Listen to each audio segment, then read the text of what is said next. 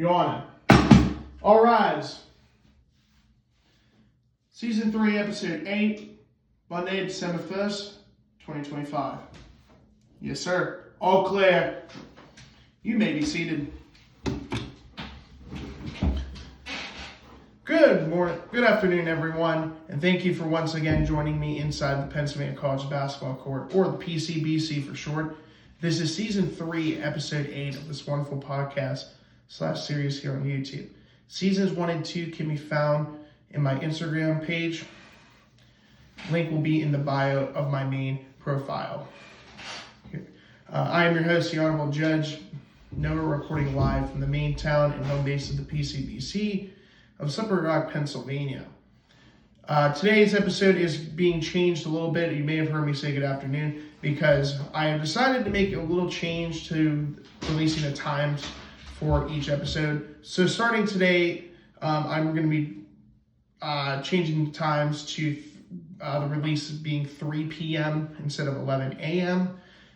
The reason why I did this is because a lot of students are going to be getting out around this time. They'll be getting home around 3 p.m. rather than being, most of the students will be out, or most students will be in around 11 a.m. in college, or whether they're in high school as well.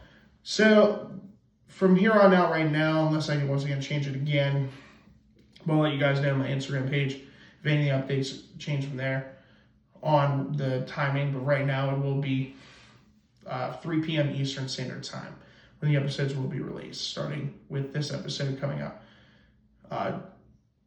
on Monday, December 1st, as of right now. So in today's episode, we're going to be recapping the 13 games that occurred over this weekend, this previous weekend, which was November 29th and November 30th. And then we will give you a look at the next upcoming games. We got 5, 12, 13 games coming up over the next 4 days, including today. We got 2 games coming tonight, 3 games tomorrow, 7 on Wednesday, and 1 on Thursday. And then episode 9 will be released on Friday, December 5th at 3 p.m. Eastern Standard Time.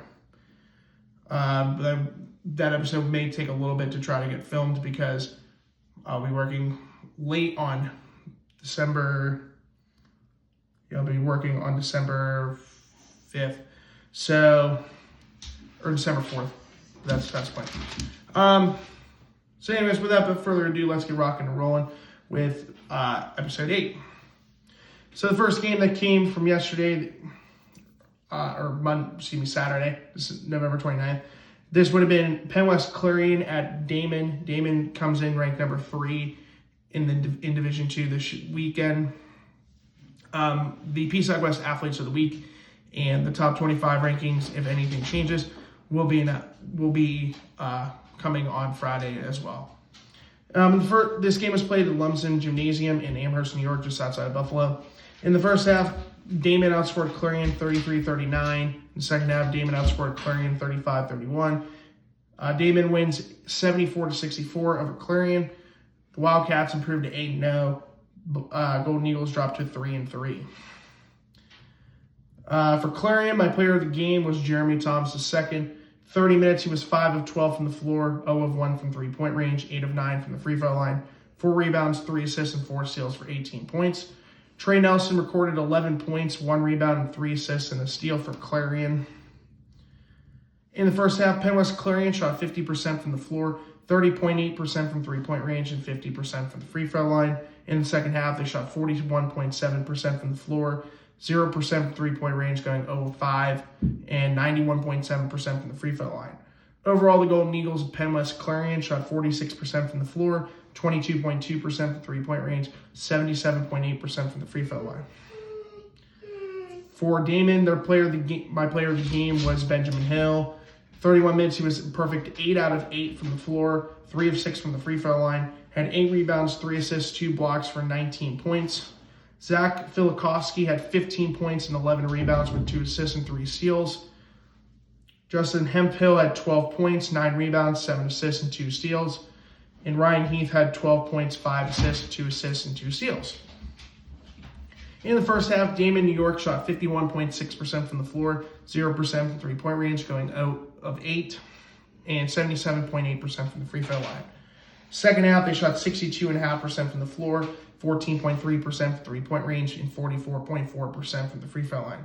Overall, the Wildcats of Damir, New York shot 56.4% from the floor, 6.7% for three-point range, and 61.1% from the free throw line. They shot 1 of 15 from three-point range. 1 of 7 in the first half and 0 of 8 in the second half.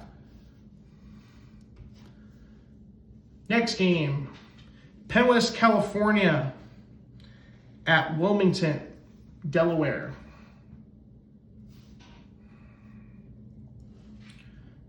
That is the Sunday games. I want the ones for Saturday. There we go. Okay. So, this game was played at the Wilmington University's athletic complex in Newark, Delaware. In the first half, Wilmington, Delaware outscored California, Pennsylvania 35-33. Second half, California, Pennsylvania outscored Wilmington, Delaware 34-32, requiring overtime. In overtime, Penn West, California outscored Wilmington 17-10. Penn West, California winning 84-77. The Vulcans improved to 2-4. The Wildcats dropped to 3-3. For Penn West, California, my player of the game is Braden Reynolds. 37 minutes, he was a perfect 7 out of 7 from the floor, 1 of 1 from three-point range, and 6 of 8 from the free throw line. Recorded a double-double. He had 10 rebounds, 3 assists, a block, and a steal for 21 points. Antoine Arnett had 19 points, 6 rebounds, 1 assist. Bryson Lucas had 15 points, 7 rebounds, 4 assists, and 2 blocks. And Dalman Alexander had 10 points, 4 rebounds, 1 block, and 1 assist as well.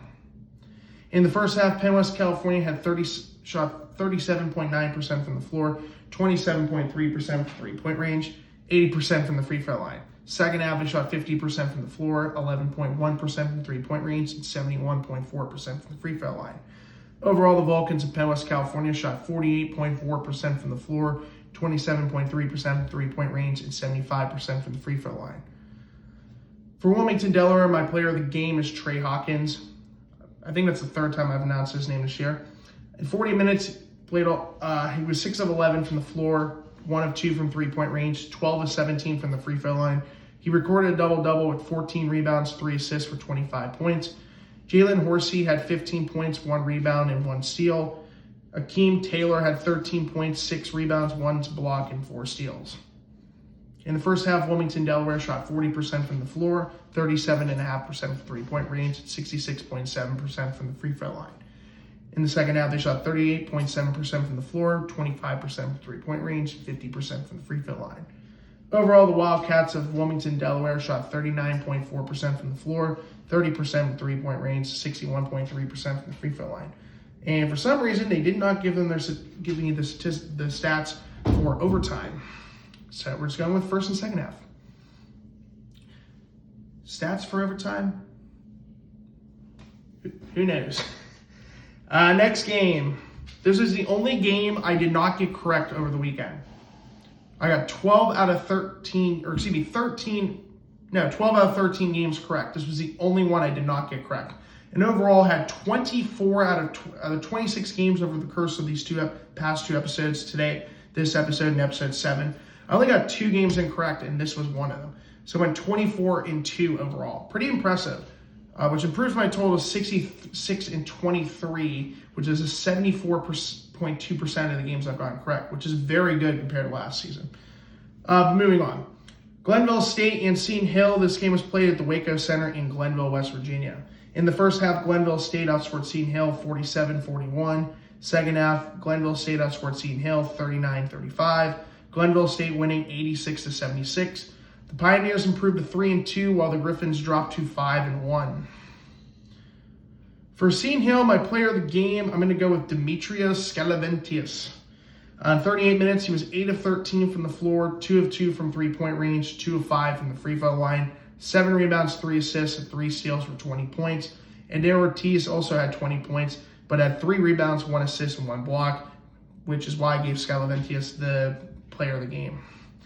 Kendrick Curtis had a double-double, actually almost had a triple-double, had 13 points, 10 rebounds, 9 assists, and 1 steal, so he was 1 assist from a triple-double. Camden Brewer had 11 points with 1 rebound for Seton Hill. In the first half, Seton Hill shot 58.6% from the floor, 38.5% from three-point range, and 100% from the free throw line, going 2 out of 2. Second half, they shot 48.3% from the floor, 33.3% from three-point range, 50% from the free throw line. Overall, the Griffins of Seton Hill shot 53.4% from the floor, 36.4% from three-point range, and 60% from the free throw line.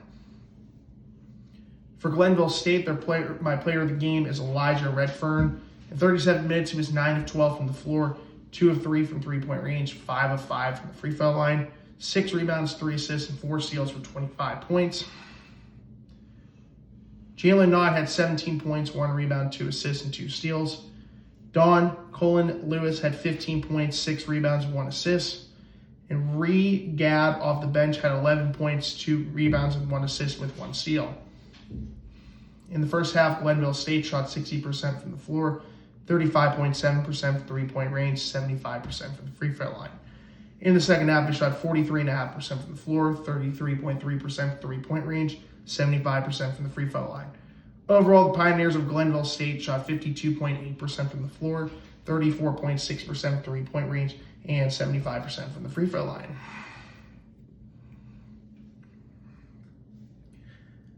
Next game. Pitt Johnstown and Davis and Elkins.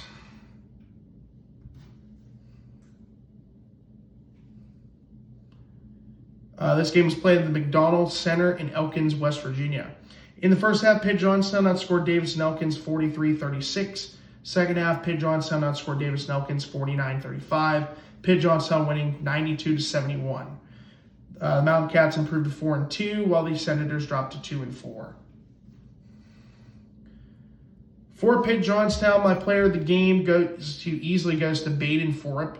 Although he did not have the most amount of points scored, I have to give him the player of the game because it was very impressive numbers. In 26 minutes, he was 9 of 15 from the floor. He recorded a double-double with 14 rebounds, 2 assists for 18 points. Jay Rose actually led the Mountain Cats in scoring with 20 points off the bench with 3 rebounds, 1 assist, and 1 steal. Cedric Rawld had 11 points, 1 assist, and 2 steals. And my Italian boy, Vidi Cugini, had 10 points, 2 rebounds, and 1 assist with 2 steals. In the first half, Pitt Johnstown shot 48.4% from the floor, 57.1% from three-point range, and 90% from the free throw line. Second half, they shot 52.4% from the floor, 11.1% from three-point range, and 80% from the free throw line. Overall, the Mountain Cats at Pitt Johnstown shot 50.7% from the floor, 31.3% from three-point range, and 86.7% from the free throw line. For Davis and Elkins, my player of the game was Vegas Evans. In 13 minutes, he was 5 of 8 from the floor, 2 of 2 from the free throw line, 3 rebounds, 1 block, and a steal for 12 points. Matthew Gray had 11 points, 2 rebounds, 1 assist, and 1 block. Darius Roach had 10 points, 2 rebounds, and a steal. And Tristan Starks off the bench had 10 points, 5 rebounds, and 1 assist. In the first half, Davis and Elkins shot 39.5% from the floor, 31.3% from three-point range, and 100% from the free throw line, going 1 out of 1. Second half, they shot 34.2% from the floor, 11.1% from three-point range, and 100% from the free throw line, going 8 out of 8. Overall, the Senators of Davis and Elkins shot 36.8% from the floor, 24% from three-point range, and a perfect 100% from the free throw line, going 9 out of 9, with a technical foul being assessed to Vegas Evans.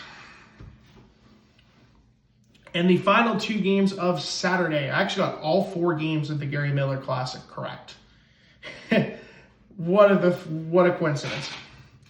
The first of 2 games from Saturday, this was the 40th annual Gary Miller Classic in Erie, Pennsylvania. Last year's tournament was canceled due to lake effect snow. Thankfully, they were able to get this tournament played, even though there was, this thing called lake effect snow that hit Erie yet again. The first game, it is Virginia State versus Gannon, the host. In the first half, Gannon outscored Virginia State 49-27. Second half, Gannon outscored Virginia State 46-26. Gannon easily winning this game, 95-53. The Golden Knights improved to 4-1 at the moment. And Virginia State, the Spartans, dropped to 1-3. All of these the 4 games we've been talking about with the Gary Miller Classic were all played at the Highmark Event Center in Erie, Pennsylvania. For Virginia State, my player of the game was Jaden Jefferson. In 13 minutes off the bench, he was 7 of 9 from the floor, 0 of 1 from three-point range, 4 of 8 from the free throw line, 1 rebound, and 3 steals for 18 points. Former IUP Crimson Hawk Jordan Lambert, we finally get to talk about him, started in this game. He was 1 of 6 from the floor, 1 of 2 from the free throw line, had 4 assists and 2 steals for 3 points. So, yeah, he's another former IUP Crimson Hawk there. In the first half, Virginia State shot 32.1% from the floor, 33.3% from three-point range, 77.8% from the free throw line. Second half, they shot 39.3% from the floor, 0% three-point range, going 0 of 6, and 40% from the free throw line. Overall, the Trojans of Virginia State shot 35.7% from the floor, 16.7% three-point range, and 57.9% from the free throw line. For Gannon, yet again, Pace Prosser is not player of the game. My player of the game goes to Lucas Morgan, the transfer from St. Cloud State.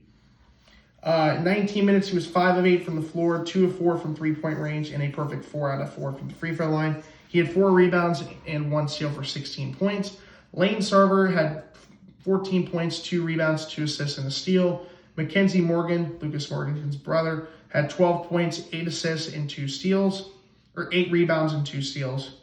Lathan Coleman had 11 points, 4 rebounds, and a steal off the bench. Pace Prosser only had 5 points in this game. Kind of a bummer. In the first half, Gannon shot 47.1% from the floor, 40.7% from three-point range, 75% from the free throw line. Second half, they shot 39.5% from the floor, 33.3% from three-point range, 78.6% from the free throw line. Overall, the Golden Knights of Gannon shot 43.1% from the floor, 38.1% from three-point range, and 77.3% from the free throw line. And the final game from Saturday was Lake Erie College and Commonwealth University of Mansfield, which was another easy pick. Also, the game was played at Highmark Event Center. The first half, Lake Erie outscored Mansfield 70-39. And in the second half, Lake Erie outscored Mansfield 56-48. But by then, it was too late because Lake Erie College easily won this game, 126-87 over Mansfield. The Storm, as they're called, improved to 5-0 at the time from the win on Saturday. Commonwealth University of Mansfield, the Mountaineers dropped to 0-4 at that time. Player of the game for Commonwealth University of Mansfield, I'm going to go with Dearmid Stewart. In 18 minutes, he was 3 of 4 from the floor and 9 of 12 from the free throw line. 6 rebounds and 2 steals for 15 points. David Hill had 13 points, 3 assists, and a steal. 3 assists, 3 rebounds, and an assist. Wow, I'm messing up my names.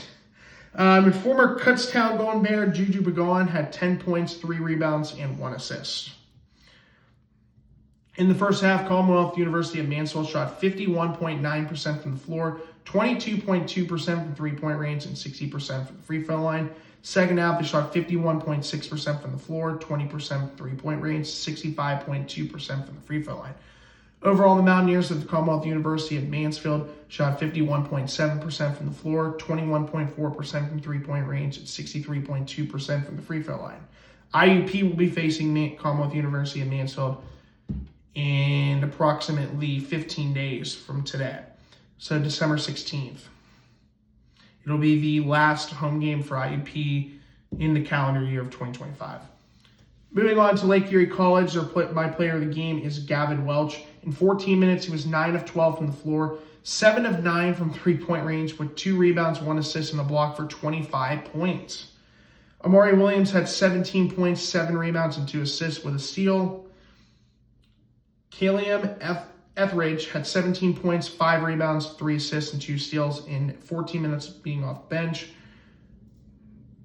Griffin Toure had 13 points, 2 rebounds, 3 assists, and 2 steals off the bench. Kai Bloom had 10 points, 6 rebounds, 4 assists, and 1 steal. And Gio Moore had 10 points, 2 assists, 2 rebounds, 3 assists, and a steal off the bench. In the first half, Lake Erie College shot 47.2% from the floor, 51.6% from three-point range, 57.1% from the free throw line. Second half, they shot 48.9% from the floor, 31.6% from three-point range, and 75% from the free throw line. Overall, the Storm of Lake Erie College shot 48% from the floor, 44% three-point range, and 66.7% from the free throw line. They took 36 more three-point field goal attempts and 40 more field goal attempts and 36 more three-point field goal attempts than Mansfield did.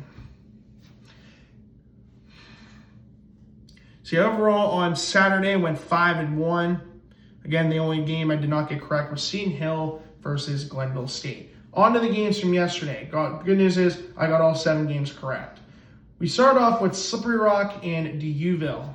This game was played in Buffalo, New York at the Saints Center Gym. In the first half, Slippery Rock outscored D'Youville 33-32. Second half, Slippery Rock outscored D'Youville 52-36. Slippery Rock winning 85-68. The Rock improved to 5-1. The Saints dropped to 0-6. My player of the game for SRU, I'm going to go with Elijah Hill. Although Brady Mayo, freshman, had 16 points as well. Elijah Hill in 29 minutes was 6 of 9 from the floor, 1 of 2 from three-point range, 3 of 4 from the free throw line. He recorded a double-double with 10 rebounds and 2 steals for 16 points. Brady Mayo, as I mentioned, the other player that scored 16 points, had 4 rebounds and 2 assists. Dane Givner had 13 points, 7 rebounds, 7 assists. Isaac James off the bench had 15 points, 5 rebounds, and 3 assists. Ike Cursor, he had 12 points, 5 rebounds, and 1 steal. Kerwin Prince had 10 points, 3 rebounds. So Kerwin Prince is fully healthy again for Slippery Rock finally. Although Maceo Austin still has not played this much this year. I think he's missed the last handful of games. So that's kind of surprising. In the first half, Slippery Rock shot 45.2% from the floor, 40% three-point range, 50% from the free throw line. In the second half, they shot 56.8% from the floor, 42.9% from three-point range, 87.5% from the free throw line. Overall, the Rock of SRU shot 51.5% from the floor, 41.2% from three-point range, and 80% from the free throw line, with a technical foul being set to Dane Givner. And if you couldn't tell by my lovely laptop, yes, I graduated from Slippery Rock, even though technically I still support IUP men's basketball. I supported IUP men's basketball 2.5 years before I even stepped foot as a student at Slippery Rock. So those who want to say, oh, well, that's stupid. Why would you root for IUP when you graduated from Slippery Rock? There you go. It logically doesn't make any sense, but I have my ways.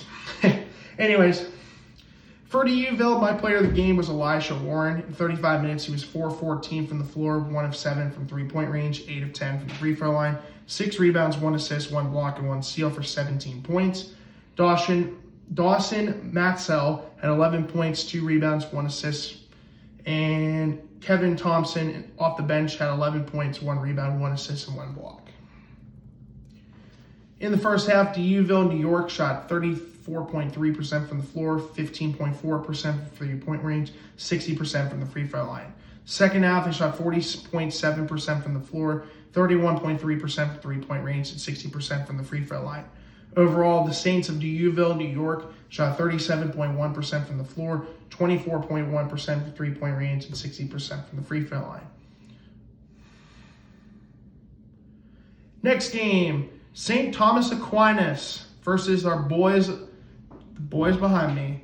That would be the IUP of Crimson Hawks.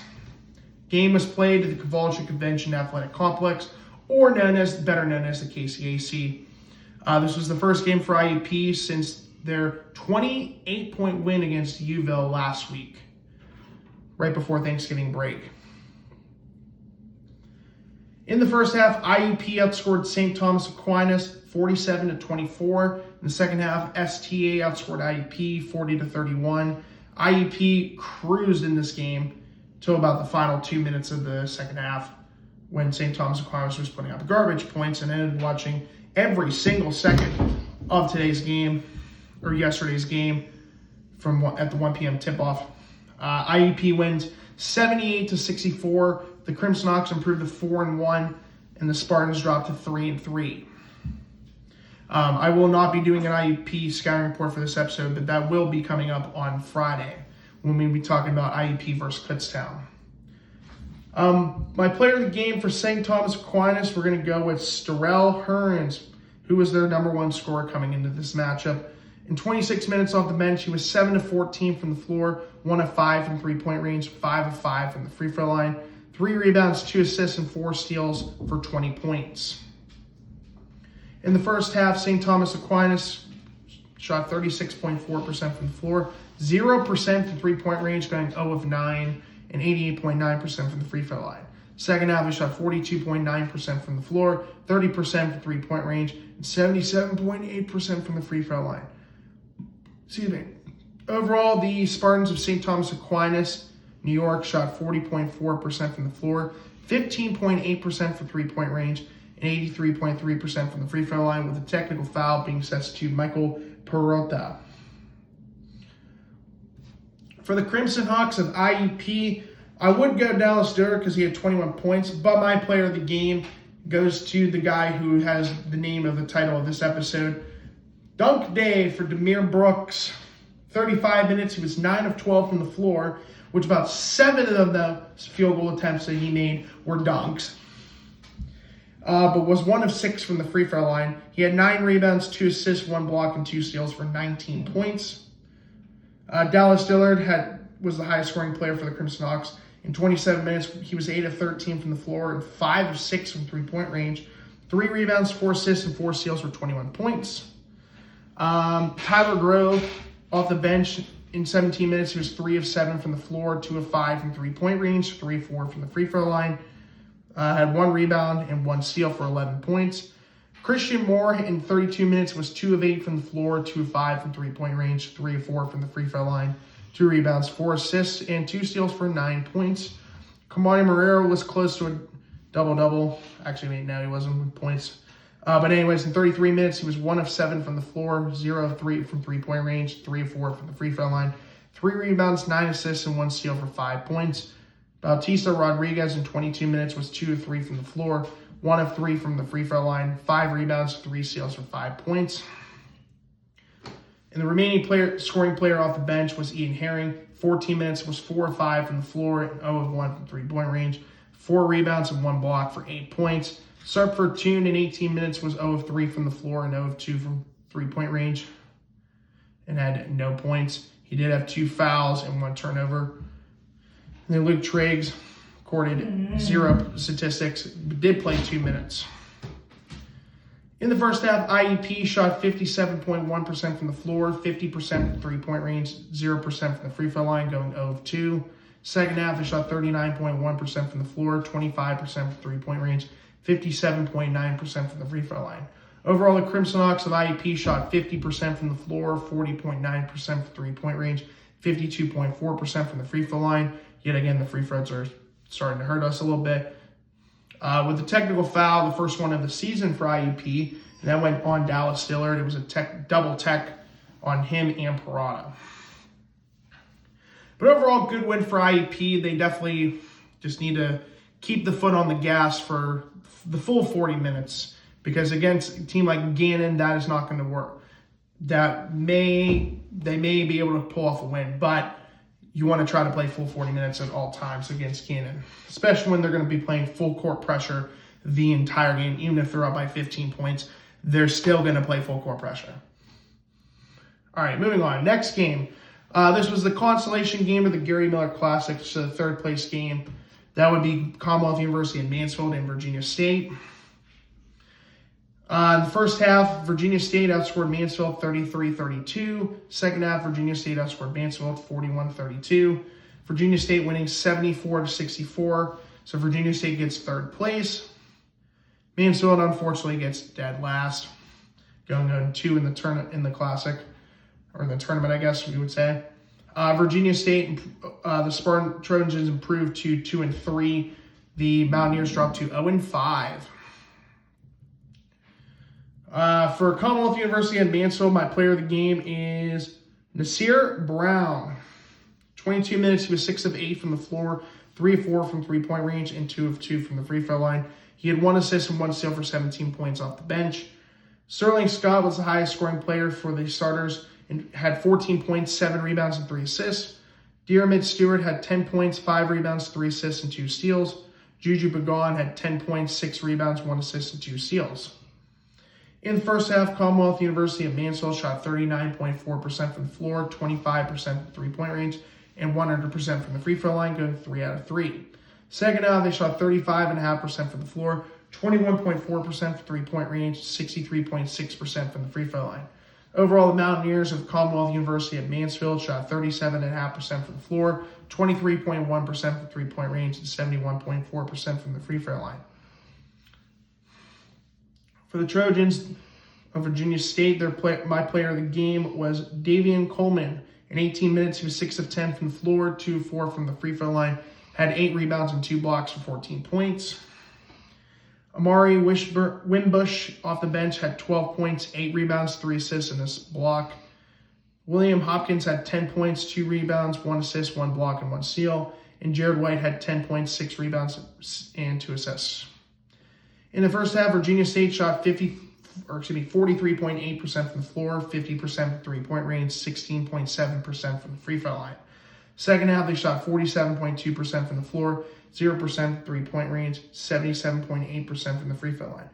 Overall, the Trojans of Virginia State shot 45.6% from the floor, 36.4% from three-point range, and 53.3% from the free throw line. So congrats to Virginia State. They finished third place. Mansfield finishing, unfortunately, dead last of the 4 teams. We will get to the championship game now. We'll save that one for last. Next game, Commonwealth University and Bloomsburg taking on Penn State Hazleton. So the second time this week that Bloomsburg played against a branch campus of Penn State. In the first half, Commonwealth University of Bloomsburg outscored Penn State Hazleton 37-24. Second half, Bloomsburg outscored Penn State Hazleton 41-30. Bloomsburg winning 78-54. The Huskies improved to 2-3, and the Nittany Lions of Penn State Hazleton dropped to 4-4. My player of the game for Penn State Hazleton goes to Andre Campbell. Off the bench in 32 minutes was 6 of 14 from the floor, 1 of 3 from three-point range, and 6 of 8 from the free throw line. 4 rebounds and 4 steals for 19 points. And he was the only player for them that had double-digit points. In the first half, Penn State Hazleton shot 32% from the floor, 16.7% from three-point range, and 70% from the free throw line.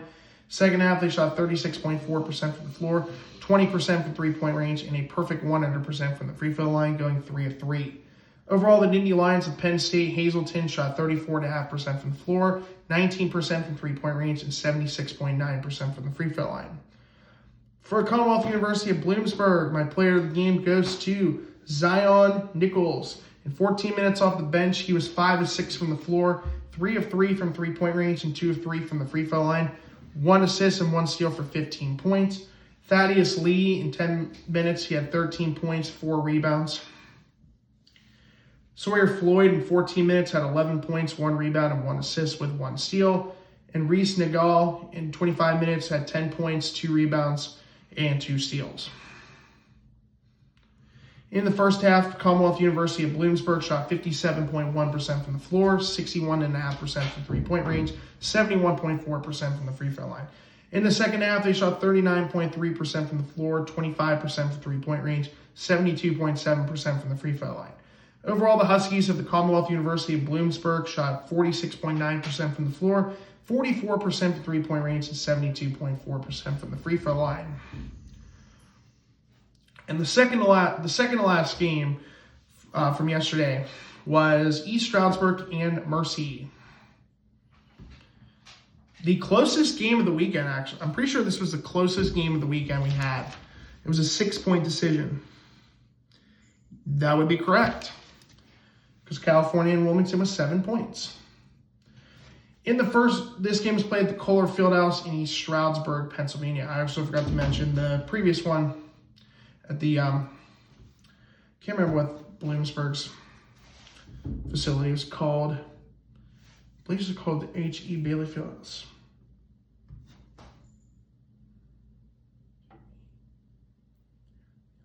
Oh, I was close. E.H. Nelson Fieldhouse. It's been a hot minute. That's why I don't know the East Division ones. But I know every single West one off the top of my head. Anyways, moving forward. So this game was played at the Kohler Fieldhouse in East Stroudsburg. That one I do know. Anyways, in the first half, Mercy outscored East Stroudsburg 50-43. Well, that's surprising. In the second half, however, East Stroudsburg outscored Mercy 55-42. East Stroudsburg hanging on to win 98-92 over the Mavericks. So the Warriors improved to 5-0. The Mavericks dropped to 0-5. But still put up a pretty good fight. My player of the game for Mercy was Cohen Robatham. In 38 minutes, he was 11 of 24 from the floor, 2 of 6 from three-point range, 5 of 7 from the free throw line, 4 rebounds, 6 assists, and 4 steals for 29 points. Jordan Trayan off the bench in 30 minutes had 27 points, 6 rebounds, 1 assist, and 4 steals. TJ Holloway had 13 points, 6 rebounds, 5 assists, and 1 steal with 1 block in 35 minutes played. In the first half, Mercy shot 46.2% from the floor and 50% from three-point range, 78.6% from the free throw line. Second half, they shot 45.5% from the floor, 28.6% from three-point range, 76.9% from the free throw line. Overall, the Mavericks of Mercy University shot 45.8% from the floor, 38.5% from three-point range, 77.8% from the free throw line. For East Stroudsburg, my player of the game is Carson Howard. In 30 minutes, he was 6 of 10 from the floor, 1 of 3 from three-point range, 9 of 11 from the free throw line, 7 rebounds, 1 assist, 4 blocks, and 2 steals for 22 points. Nasir Griffin had 18 points, 4 rebounds, 3 assists, and 3 steals in 27 minutes. Ethan Milirons off the bench in 25 minutes had 13 points, 3 rebounds, 3 assists, and 1 steal. And Kenny Williams off the bench had played 17 minutes, had 13 points, 1 rebound, 2 assists, and 2 steals. In the first half, East Stroudsburg shot 34.1% from the floor, 23.5% from the three-point range, 75% from the free throw line. Second half, they shot 48.4% from the floor, 61.5% from three-point range, and 63% from the free throw line. Overall, the Warriors of East Stroudsburg shot 40% from the floor, 40% from three-point range, and 66.7% from the free throw line. And then the final game from yesterday was the Gary Miller Classic Championship game. That was between Gannon and Lake Erie College. I thought this game would be close in high scoring. The good news is the high scoring game answer was correct. The bad news is it was a blowout. Shocker. In the first half, Gannon outscored Lake Erie 42-33. In the second half, Gannon outscored Lake Erie 63-42. Gannon winning 105-75. So the Golden Knights win the finish as the champions of the 40th Gary Miller Classic. Lake Erie takes second place. The Golden Knights improved to 5-1 when the Storm dropped to 5-1.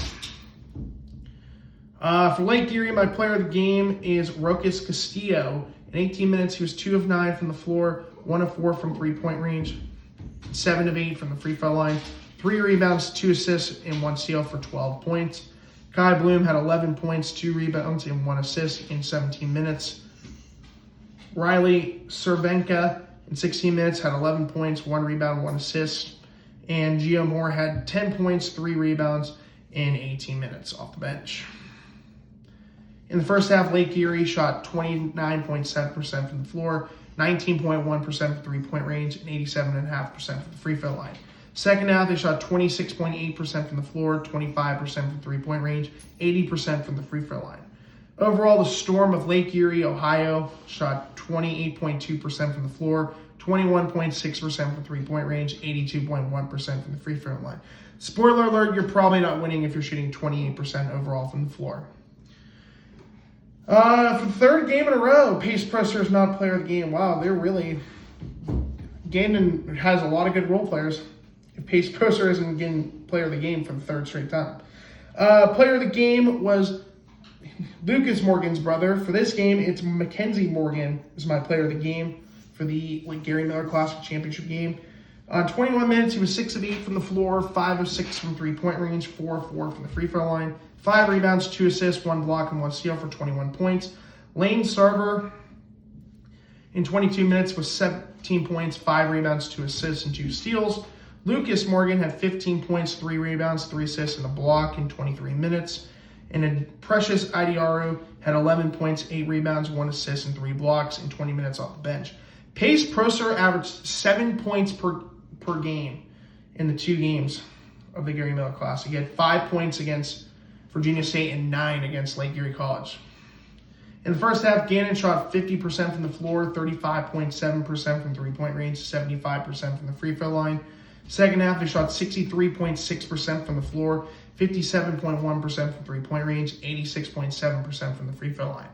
Overall, the Golden Knights of Gannon shot 57.4% from the floor, 46.4% from three-point range, and 81.5% from the free throw line. So congrats to Gannon on winning the Gary Miller Classic in Lake Erie. Congrats on getting second place. So yeah, 7-0 on Sunday. So yesterday I went 7-0, 12-1 over the weekend, and 24 out of 26 games I got correct over the past week. So very impressive. Again, brings my total to 66 out of 89 games I've gotten correct so far. So we're almost a third of the way done with the number of games being played, but the names will shrink because each episode, once we get into mid-January and February, we'll have like 8 games per episode. So there won't be that much. So we'll pretty much be able to get through all of them in a decent amount of time. Which brings us to the games starting with today. We got 6 o'clock game in the McKenna Center. The first PSAC versus PSAC matchup. So PSAC East versus PSAC West matchup. So the first part for the month of December, those will be the PSAC East versus PSAC West matchups. These games will start to count here. I'm pretty sure this game won't count too, but we'll have to wait and see how the standings works with that. First PSAC v PSAC matchup is Shippensburg at Seton Hill. This will be a very good game. Shippensburg's 4-1, Seton Hill's 5-1. This is a pick'em game. I really like Shippensburg in this matchup, though. We'll have to wait and see. 7:30 game at the Keystone Arena against, this is Frostburg State traveling to Kutztown before IUP comes into town against the Golden Bears on Saturday. Tuesday, so tomorrow's games, we have 3 games on the schedule, 2 at 7, 1 at 7:30. First game at 7 is at UPJ Sports Center. Penn State Greater Allegheny, they are either going to be 3-4 or 2-5. They have a game tomorrow night. They have a game tonight. And Pitt Johnstown, they are 4-2. Lincoln, Pennsylvania, traveling to Westchester. Lincoln is 1-2. Westchester is 4-1. 7:30 game at Rockville Center, New York. So it's on Long Island. East Stroudsburg is 5-0, traveling to Malloy University, who is 0-6. 7 games on the schedule for Wednesday. The first is a 6 o'clock game in Orangeburg, New York. That is Millersville, who is 3-2, taking on Dominican, New York, who is 5-0. Chargers, as they're called. 7 o'clock game. This is an exhibition game, but of course, because if it's on the PSAC schedule, it counts. Bloomsburg is 2-3. They're traveling to St. Bonaventure, New York, to take on the Bonnies. Their GM is Woj, former NBA big man when it came to breaking news in the NBA. 7 o'clock game, another 7 o'clock game on Wednesday. Penn State Hazleton, who's 4-4, traveling to Thomas Fieldhouse to take on Commonwealth University of Lock Haven. Lock Haven is 3-2. Penn State Hazleton 4-4. Next game, Virginia Union and Shepherd. This will be a good game. VU is 5-1. Shepherd is 3-2. Shippensburg and Bowie State at 7 o'clock in Bowie, Maryland. Shippensburg is either going to be 4-2 or 5-1, depending on the game tonight at Seton Hill. Bowie State is going to be 2-5. Clarion at Roberts Wesleyan in Rochester, New York. Clarion is 3-3. Roberts Wesleyan is 1-4. And then the final game for Wednesday is Bryan and Stratton of Albany, New York, traveling to Mansfield to take on the Mountaineers. Bryan and Alton Stratton is 1-0. Mansfield is 0-5. Then the Thursday game will be Lincoln, Pennsylvania against Slippery Rock at the Morrow Fieldhouse, just right down the road from where we're filming. Lincoln will either be 2-2 or 1-3, depending on their matchup tomorrow against Westchester. And then Slippery Rock goes in this matchup on Thursday, 5-1. Time for some predictions and my picks. Shippensburg and Seton Hill. Man, I really want to pick Shippensburg because Marcus Frank's doing so well right now. He's number one in the PSAC in scoring right now, averaging about 22 points a game. But I'm going to go with Seton Hill. I think Seton Hill wins this one in a close one. Frostburg State at Kutztown. I think the Frostburg State will win this game very easily. I can see Matano going off for another 30-plus points with double-digit rebounds. Tuesday games, Penn State Greater Allegheny against Pitt Johnstown. Give me Pitt Johnstown. Lincoln, PA against Westchester. I'm going to go Westchester. East Stroudsburg and Malloy. Give me East Stroudsburg. For the Wednesday games, Millersville and Dominican, New York. I'm going to go with Dominican, New York.